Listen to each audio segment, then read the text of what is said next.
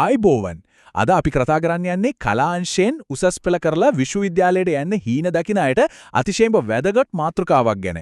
විශ්වවිද්‍යාල ප්‍රතිපාදන කොමිෂන් සභාව, ඒ කියන්නේ අපි කවුරුත් දන්න UGC අත්පොත ඇතුලේ තියෙන මේ සංකීර්ණ ක්‍රියාවලිය හරියටම තේරුම් කරලා දෙන සුවිශේෂී විමර්ශනයට ඔයාව සාදරයෙන් පිළිගන්නවා. නීති රීති සැඟවුණු උපාය මාර්ග මේ හැවදේම ඊටමත් සරලව කතා කරන්නයි අද අපි සූදානම් වෙන්නේ. ඉතින් තමන්ගේ සිහින කැම්පස් එකට යන්න නිවැරදිම පාර හොයාගන්න මේ පැහැදිලි කිරීම අනිවාර්යෙන්ම ඔයාට උදව් වෙයි. මේ ඉලක්කම දිහා ටිකක් බලන්නකෝ. විශ්වවිද්‍යාල ප්‍රවේශය කියන්නේ ඇත්තටම කොච්චර ලොකු තරඟයක්ද කියන එක මේකෙන් හොඳටම පැහැදිලි වෙනවා. නවතම දත්තවලට අනුව බලනකොට සාමාන්‍ය බඳවා ගැනීම යටතේ විශ්වවිද්‍යාලවලට අයදුම් කරපු 87776ක් තරම් දැවන්ත සිසුන් පිරිසෙන් විශ්වවිද්‍යාල වරම් හිමි කරගෙන තියෙන්නේ සිසුන් 42280කට ආසන්න ප්‍රමාණයක් විතරයි. ඒ කියන්නේ ඇප්ලයි කරපු අයගෙන් භාගයකටත් වඩා අඩු පිරිසකට තමයි මේ අවස්ථාව ලැබිලා තියෙන්නේ. මේ නිසාම හරියටම දැනගෙන නිවැරදි අවබෝධයකින් අයදුම් කරන එක කොච්චර වටිනවද කියලා ඔයාලට දැන් තේරෙනවා ඇති. මේ සම්පූර්ණ ක්‍රියාවලිය අපි ප්‍රධාන පියවර 4ක් යටතේ සරලව කතා කරමු. 1. මූලික අවශ්‍යතා. 2. කුසලතාව සහ පංගුව. 3. අභියෝග්‍යතා පරීක්ෂණ සහ 4 වෙනි එක තමයි වැදගත්ම දේ. ඒ කියන්නේ යුනිකේත උපාය මාර්ගය. හරි. පළමු අදියර මූලික අවශ්‍යතා. මේක තමයි අපේ ගමනේ පදනම සකසා ගැනීම. උපාය මාර්ගය ගැන ලොකුවට හිතන්න කලින් අපි අනිවාර්යයෙන්ම මේ නීති පොත දිහා බලන්නම ඕනේ. මේ තියෙන්නේ 2024-2025 අධ්‍යයන වර්ෂය සඳහා UGC එකෙන් නිකුත් කරලා තියෙන නිල අත්පොත. කිසිසේත් මේ වෙනස් කරන්න බැරි අනිවාර්යයෙන්ම සපුරන්න ඕනේ මූලික නීති රීති ටිකක් මේකේ තියෙනවා. බලනකොට තරමක් සංකීර්ණයි වගේ පෙනුනට අපේ මේ ගමනේ තියෙන එකම නීති පොත මේකයි. ඉතින් අද අපි කරන්නේ මේක ඇතුලේ තියෙන දේවල් ඔයාට තේරෙන භාෂාවෙන් සරලව පැහැදිලි කරන එකයි. අපි කෙලින්ම කාරණයට බහිමු.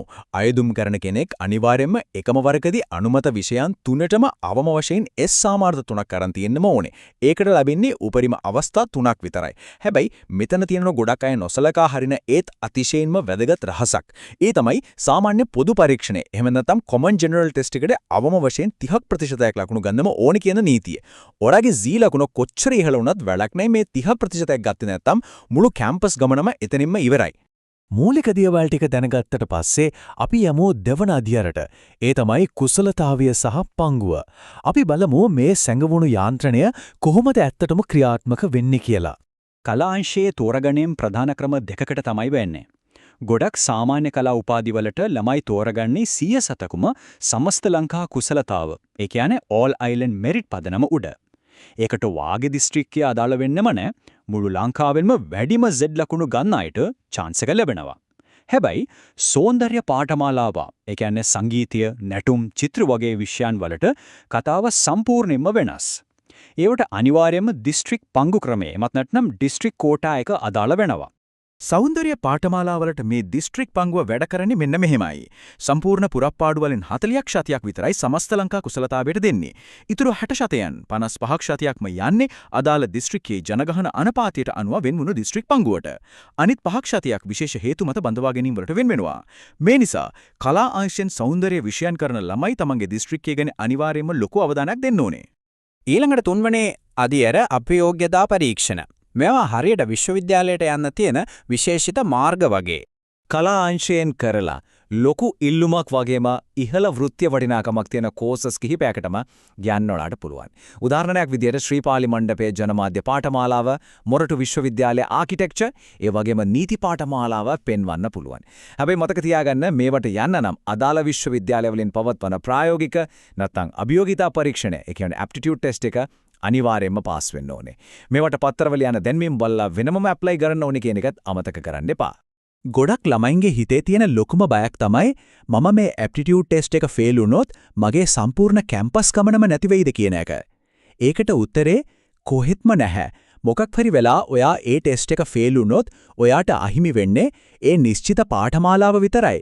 ඔයා අයදුම්පතේ දාලා තියෙන අනිත් මනාපයන් ඔයාගේ Z ලකුණ අනුව සුපුරුදු විදිහකම සලකලා බලනවා.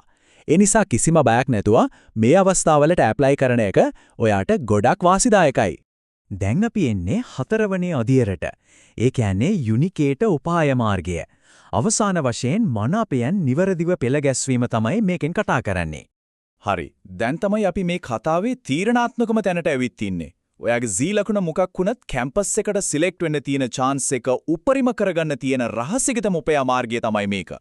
මේකේ ඇල්ගොරිතමේ තේරුම් ගන්න කලින් අපි බලමු මොකක්ද මේ යුනිකේතය කියන්නේ කියලා.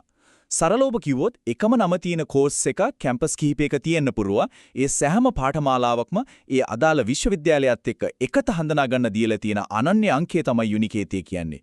ඔයා ඇප්ලිකේෂන් එක පුරවන්නේ මෙන්න මේ යුනිකේත පාවිච්චි කරලා.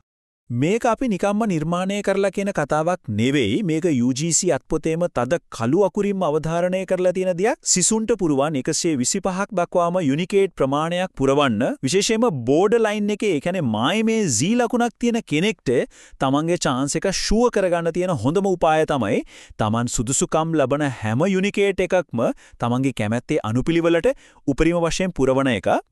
මේකෙන් නියමෙටම පැහැදිලි වෙනවා සිස්ටම් එක වැඩ කරන විදිහ.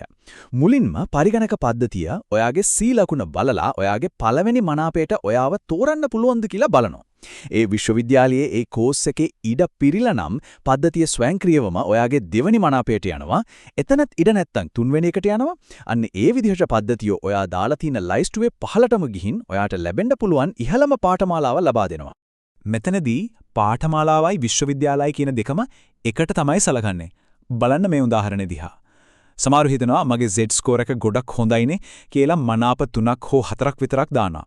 හැබැයි හිතන්න ඒ පාඨමාලාව වල ඉඩ පිරුණොත් එහෙම වුණොත් ඔයාට යන්න තිබුණා. හැබැයි ඔයා ලයිස්තුවේ දාලා තිබුණේ නැති පාඨමාලාව වෙන කෙනෙක්ට යනවා.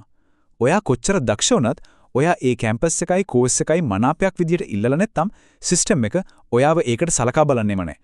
ඉතින් මෙතන තියෙන වැදගත්ම පොයින්ට් එක තමයි මේක. ඔයා ඉල්ලන්නේ නැති දෙයක් UGC එකෙන් ඔයාට බැලන් දෙන්නේ නැහැ. හිතන්න ඔයාට නීති පිටේට යන්න තරම් සුපිරි Z ලකුණක් තියෙනවා. හැබැයි ඔයා ඒක ලකුණු කරන්නේ නැතුව වෙන පහළ මනාපයක් ඉල්ලලා තිදුනොත් ඔයාට ලැබෙන්නේ ඔයා ඒ ඉල්ලපු දේ විතරයි. ඒ නිසා කවදාවත් පුරප්පාඩු තියෙයි කියලා හිතලා මනාපාඩුවෙන් පුරවන්න එපා. අනිවාර්යෙන්ම පුරවන් උපරිම ගාණක් පුරවන්න. විශ්වවිද්‍යාල ප්‍රවේශය කියන්නේ නිකම්ම ඉහළ ප්‍රතිඵලයක් ගන්න එක විතරක් නෙමෙයි. ඒක මේ පවතින නීති රීති තේරුම් අරගෙන තමන්ගේ මනාපයන් අතිශය බුද්ධිමත්ව කළමනාකරණය කරන එකක්. අද අපි කතා කරපු මේ මූලික නීති කුසලතා පදනම් වගේම යුනිකේත පිරවීමේ උපක්‍රමික ක්‍රමවේදය පාවිච්චි කරලා ඔයාට දැන පුරුවන් ඔයාගේ අවදානම අඩු කරගෙන හරියටම ඉලක්කයට යන්න. ඉතින් මේ දේවල් හොඳට මතක තියාගෙන ඔයාගේ මනාප ලයිස්තුව උපරිමයෙන් පුරවලා කැම්පස් හීනේ හැබෑ කරගන්න ඔයා දැන් සූදානම්ද? ඒ ගැන හොඳට හිතන්න. තවත් මේ වගේම වැදගත් විමර්ශනයකින් අපි ආයෙමත් හමු වෙමු.